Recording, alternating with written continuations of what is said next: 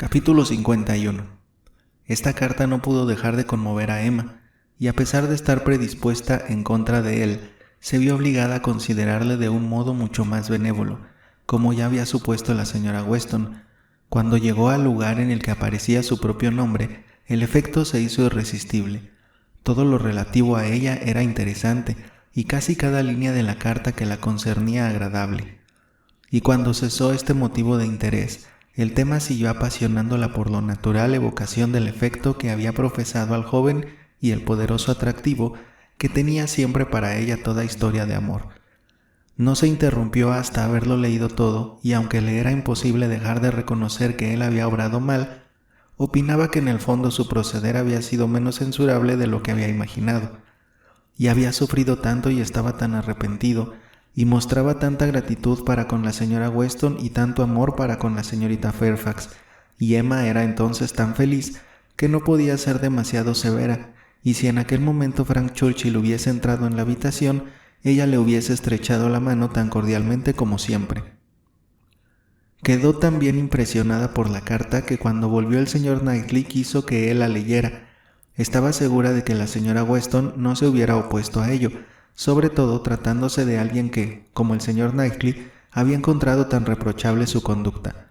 «Me gustará leerla», dijo, «pero parece que es un poco larga. Me la llevaré a casa y la leeré esta noche». Pero esto no era posible. El señor Weston les visitaría aquella tarde y tenía que devolvérsela. «Yo preferiría hablar con usted», replicó él, «pero ya que según parece se trata de una cuestión de justicia, la leeremos». Empezó la lectura, pero enseguida se interrumpió para decir: «Si hace unos meses me hubieran ofrecido leer una de las cartas de este joven a su madrastra, le aseguro, Emma, que no lo hubiese tomado con tanta indiferencia». Siguió leyendo para sí, y luego, con una sonrisa comentó: «Vaya, un encabezamiento de lo más ceremonioso. Es su manera de ser. El estilo de uno no va a ser norma obligatoria para todos los demás. No seamos tan exigentes». Al cabo de poco añadió: «Yo preferiría expresar mi opinión en voz alta mientras leo. Así notaré que estoy al lado de usted. No será perder el tiempo del todo, pero si a usted no le gusta, sí, lo prefiero, de verdad». El señor Knightley reemprendió la lectura con mayor celo. «Eso de la tentación», dijo, «cuesta creer que se lo tome en serio. Sabe que no tiene razón y carece de argumentos sólidos para convencer. Hizo mal. No debería haberse prometido. La predisposición de su padre. No es justo para con su padre. El señor Weston siempre ha puesto su carácter impetuoso al servicio de empresas dignas y honrosas.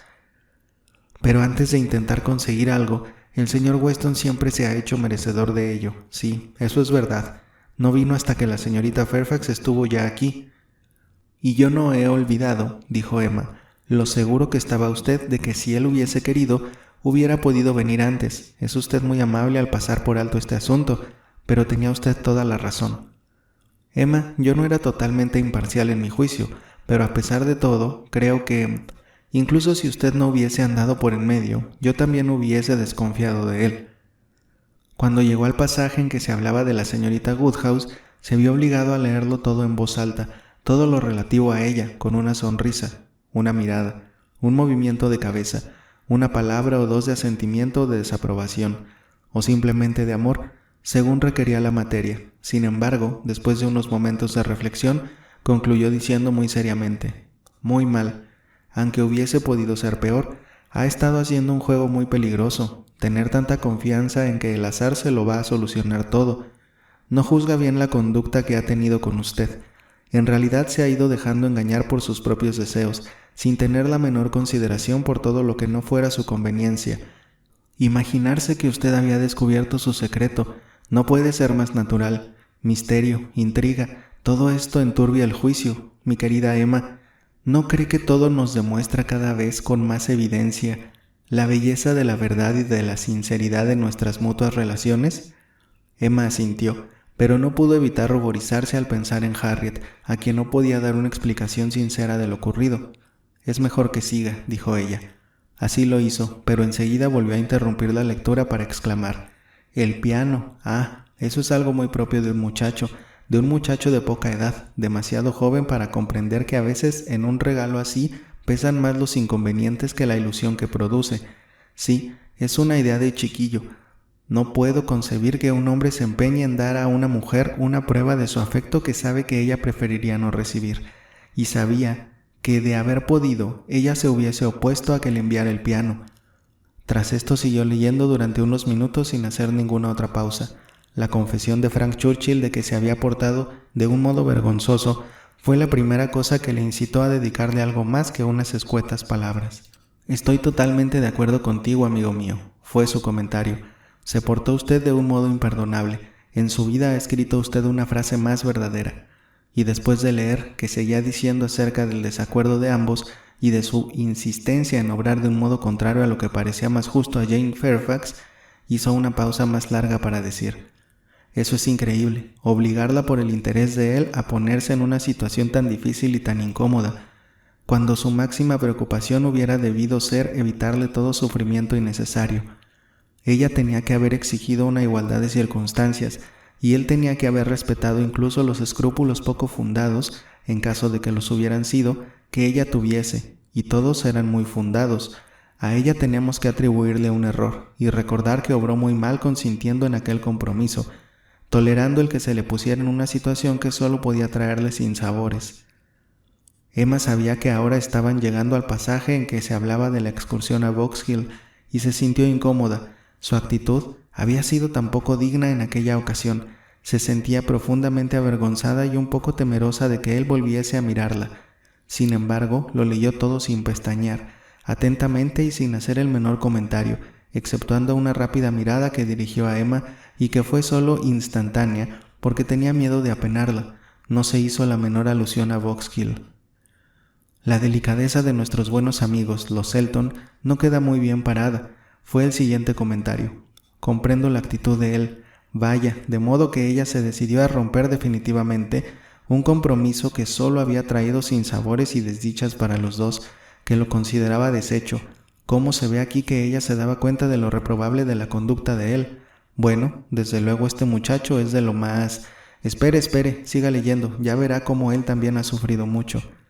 «Así lo espero», replicó el señor Knightley fríamente mientras volvía a absorberse en la lectura de la carta. «¿Smallridge? ¿Qué quiere decir? ¿Qué significa todo eso?» Ella había aceptado un empleo de institutriz en la casa de la señora Smallridge, una íntima amiga de la señora Elton, que vive cerca de Maple Grove. Y dicho sea de paso, no sé cómo va a tomarse este chasco la señora Elton. «Mi querida Emma, no me distraiga ya que me obliga a leer. No me diga nada, ni siquiera de la señora Elton. Solo falta una página, ya se acaba. Vaya con la cartita del joven». «Me gustaría que la leyera con mejor predisposición para con él». «Bueno, parece que aquí hay un poco de sentimiento. Parece que se impresionó mucho al verla enferma. Desde luego no tengo la menor duda de que está enamorado de ella. Nos queremos más, mucho más que antes. Confío en que sepa siempre reconocer el valor de una reconciliación como esta. Ah, no puede ser más generoso en dar las gracias. Las atribuye a miles. Más feliz de lo que merezco. Vaya, aquí demuestra que se conoce a sí mismo. La señorita Woodhouse me llama el niño mimado de la fortuna. ¿Así? ¿Es así como le llama la señorita Woodhouse?» Y un bello final. «Bueno, ya está. Niño mimado de la fortuna. ¿Era así como usted le llamaba?» «No parece usted haber quedado tan satisfecho como yo con esta carta, pero por lo menos espero que le haya dado una idea más favorable de él. Confío en que ahora tenga una opinión mejor». «Sí, desde luego. Puede acusársele de culpas graves, de egoísmo y de ligereza, y estoy totalmente de acuerdo con él en que probablemente será más feliz de lo que merece. Pero como, a pesar de todo y sin ninguna duda, está realmente enamorado de la señorita Fairfax, y espero que no tarde en gozar del privilegio de estar constantemente con ella, estoy dispuesto a creer que su carácter mejorará, y que gracias a ella adquirirá una firmeza y una delicadeza de sentimientos que ahora no tiene. Y ahora déjeme hablarle de algo distinto. En estos momentos mi corazón está tan interesado por otra persona que no puedo dedicar mucho tiempo más a pensar en Frank Churchill. Emma, desde que nos hemos separado esta mañana no he dejado de pensar en un problema». Y se lo planteó inmediatamente. La cuestión, expresada en un lenguaje llano, sencillo y caballeresco como el que el señor Knightley empleaba siempre incluso con la mujer de quien estaba enamorado, era la de que cómo podía pedirle que se casara con él, sin dañar por ello la felicidad de su padre. Emma tenía preparada la respuesta desde que él pronunció la primera palabra. Mientras mi padre viva no puedo pensar en cambiar de estado, no puedo abandonarle. Sin embargo, solo una parte de esta respuesta fue admitida. El señor Knightley estaba totalmente de acuerdo con ella en la imposibilidad de abandonar a su padre, pero no podía aceptar el que fuera inadmisible el que se produjese cualquier otro cambio. Había estado pensando mucho en aquel asunto. Al principio había concebido la esperanza de lograr convencer al señor Woodhouse para que se trasladase a Donwell junto con ella. Se había empeñado en considerarlo como algo factible, pero conocía demasiado bien al señor Woodhouse como para poder engañarse a sí mismo durante mucho tiempo, y ahora confesaba que estaba convencido de que este cambio de casa repercutiría en el bienestar de su padre e incluso en su vida, que en modo alguno debía arriesgarse. El señor Woodhouse, sacado de Hartfield, se daba cuenta de que era algo que no debía intentarse, pero el proyecto que había forjado, después de descartar el otro, confiaba en que ningún aspecto sería recusable por su querida Emma. Se trataba de que él fuese admitido en Hartfield, de que, mientras el bienestar de su padre, en otras palabras, su vida, exigiese que Hartfield siguiera siendo el hogar de Emma, fuese también un hogar para él. Emma también había reflexionado sobre la posibilidad de trasladarse todos a Donwell y también después de meditar había rechazado el proyecto, pero la otra alternativa no se le había ocurrido. Se daba cuenta del afecto que demostraba por parte de él. Se daba cuenta de que al abandonar Donwell el señor Knightley sacrificaba gran parte de su independencia en cuanto a horarios y costumbres, y el vivir constantemente con su padre y en una casa que no era la suya para él significaría muchísimas molestias. Emma prometió que lo pensaría y le aconsejó que él también siguiera pensándolo, pero el señor Knightley estaba plenamente convencido de que por mucho que lo pensara no cambiaría sus deseos ni su opinión en lo tocante a aquel asunto. Lo había estado meditando, según aseguró, con tiempo y con calma. Durante toda la mañana había estado rehuyendo a William Larkins para poder estar a solas con sus pensamientos. «Ah», exclamó Emma, «pero no ha pensado en un inconveniente. Estoy segura de que a William Larkins no le gustará la idea. Tendría que pedir su consentimiento antes de pedir el mío». Sin embargo, Emma prometió que lo pensaría, y muy poco después prometió además que lo pensaría con la intención de encontrar que era una solución excelente.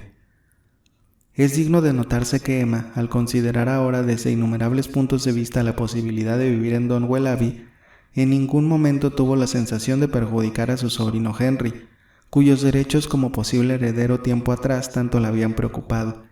Era forzoso pensar en la posible diferencia que ello representaría para el niño, y sin embargo, al pensarlo, solo se dedicaba a sí misma una insolente y significativa sonrisa, y encontraba divertido el reconocer los verdaderos motivos de su violenta oposición a que el señor Knightley se casara con Jane Fairfax o con cualquier otra, que entonces había atribuido exclusivamente a su solicitud como hermana y como tía.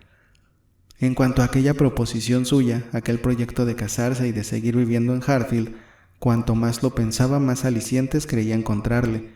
Sus inconvenientes parecían disminuir, sus ventajas aumentar, y el bienestar que proporcionaría a ambos parecía resolver todas las dificultades. Poder tener a su lado a un compañero como aquel en los momentos de inquietud y de desaliento, un apoyo como aquel en todos los deberes y cuidados que el tiempo debía irremisiblemente ir haciendo cada vez más penosos. Su felicidad hubiese sido perfecta de no ser por la pobre Harriet, pero cada una de las dichas que iba poseyendo ella parecían representar un aumento de los sufrimientos de su amiga, a la que ahora debían incluso excluir de Hartfield. La pobre Harriet, como medida de beneficiosa prudencia, debía quedar al margen de aquel delicioso ambiente familiar con el que Emma ya soñaba. En todos los aspectos saldría perdiendo. Emma no podía lamentar su futura ausencia como algo que echaría de menos para su bienestar. En aquel ambiente, Harriet sería siempre como un peso muerto, pero para la pobre muchacha parecía una necesidad demasiado cruel tener que verse en una situación de inmerecido castigo. Por supuesto que con el tiempo el señor Knightley sería olvidado, mejor dicho, suplantado, pero no era lógico esperar que ello ocurriera en un plazo muy breve. El señor Knightley no podía hacer nada para contribuir a la curación. No podía ser como el señor Elton. El señor Knightley, siempre tan amable, tan comprensivo, tan afectuoso con todo el mundo, nunca merecería que se le tributase un culto inferior al de ahora, y realmente era demasiado esperar, incluso de Harriet, que en un año pudiera llegar a enamorarse de más de 3 hombres.